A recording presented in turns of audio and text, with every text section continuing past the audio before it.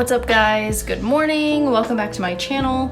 Welcome to the reading vlog. My boyfriend and I are about to head out on the road. We have a 2-hour drive south to Eureka Springs, Arkansas. I'm definitely gonna bring my book. And then tomorrow I've got another 2 hours in the car and hopefully he will drive the whole time and I can get some reading done. Because tomorrow we're going south to Paris, Arkansas, where Mountain Magazine is. We're gonna hike the mountain. We're gonna do the safari park today. We've got a lot of cool stuff planned and I'm really excited to get going and to get reading. So yeah, let's go.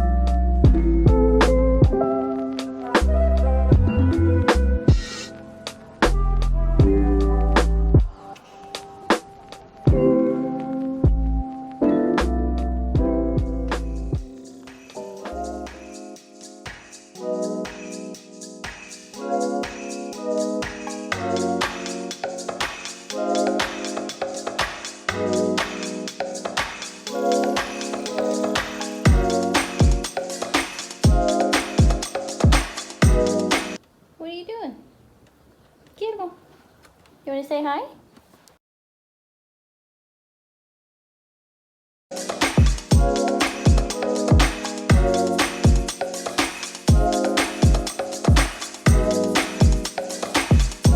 I came across something that I want to take a note on, so I figure this would be a perfect opportunity for me to give you a peek inside my book annotating journal. The reason why I do a book journal is because the journal I'll always keep. Like, I'll always have the book journal.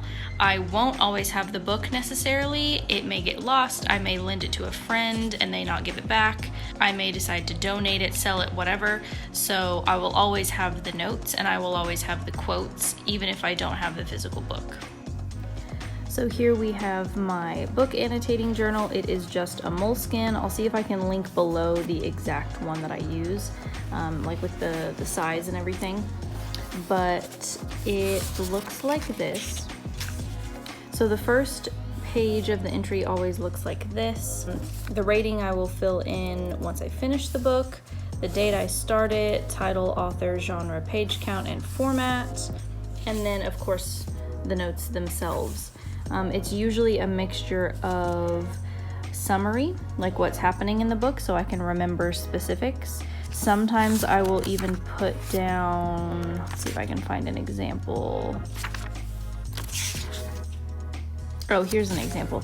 If there's a word that I come across that I don't know, I will write it down and underline it. So it's full of summaries, definitions for words, and then of course my own commentary, and then quotes that I really like. So that is a very brief summary of my book journal.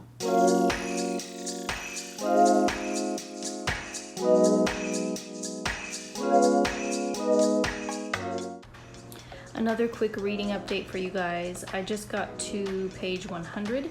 I think I'm in chapter 6, and there's a little bit of a plot twist happening.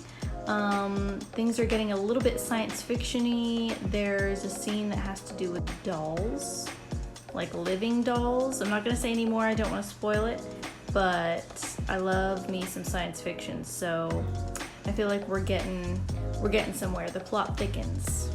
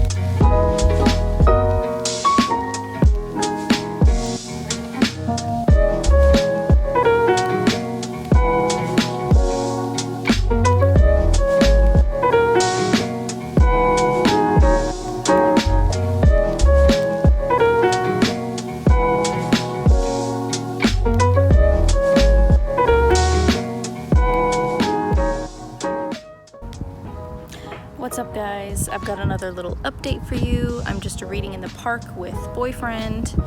He's off looking at a gopher or a beaver or something. Yeah, I'm really loving the book still.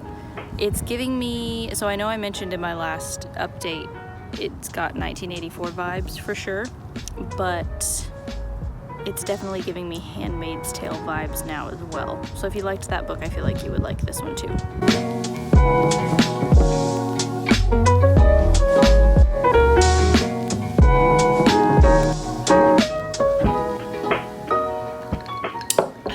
What's up, guys? You've made it to the end of the video. It is time for my final wrap-up of the book, The School for Good Mothers. I just finished it a couple days ago, so I figured I would tell you what I thought about it. Overall, I gave it 4.5 out of 5 stars, so that's pretty solid. I don't remember if I said, Guillermo.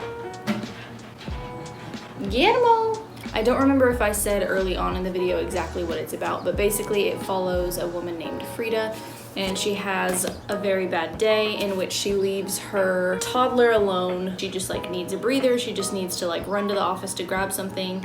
Well, she ends up like taking her time, getting a coffee, and she gets Child Protective Services called on her, and they take her baby away. She has to go through a sort of almost like Alcoholics Anonymous type course where she's taught to be a good mother. Hence the title of the book, The School for Good Mothers.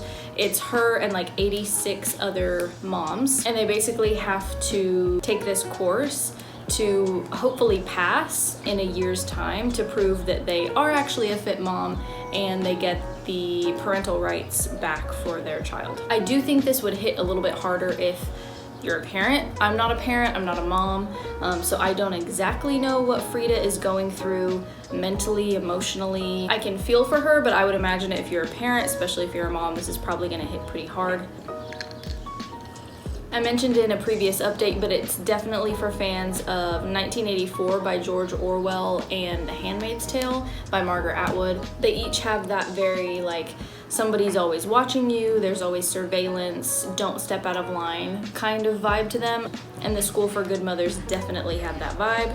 They actually take it so far in one scene as to put cameras in her house to see what she's getting up to, even though her daughter has been taken away, just to see if she's conducting her daily life in a way that's fit for caring for a child. There's a lot that has to do with sort of what it means to be a mom versus what it means to be a dad, and those traditional gender roles. It definitely raises the questions of like, who decides what good parenting looks like. There's definitely themes of just relationships and how we deal with each other, moms, dads, who are together, who are separate, when a stepmom or a new girlfriend comes into the picture and how that changes the family dynamic. It's not like a beach read.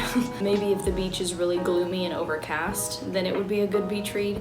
On a macro level, you really get the sense of like, well, how much influence should the state or the government have in how a parent raises a child? How involved should they be in family affairs? Like, it's great that programs like Child Protective Services are in place, but how far is too far? It definitely has that dystopic element to it, which I'm obsessed with. If there had been more action, so if Frida had like tried to escape the school at some point, or if there had been like a slight thriller aspect to it, I think it would have been a 5 out of 5. But yes, I would definitely recommend this one. It's one of those novels that I feel like unfortunately might be a precursor to something that could actually potentially be real one day. This was a great read for March. It definitely got me out of my little reading slump that I was kind of in February. You guys let me know what you're reading for March, anything that I should be reading, and I'll see you guys next time.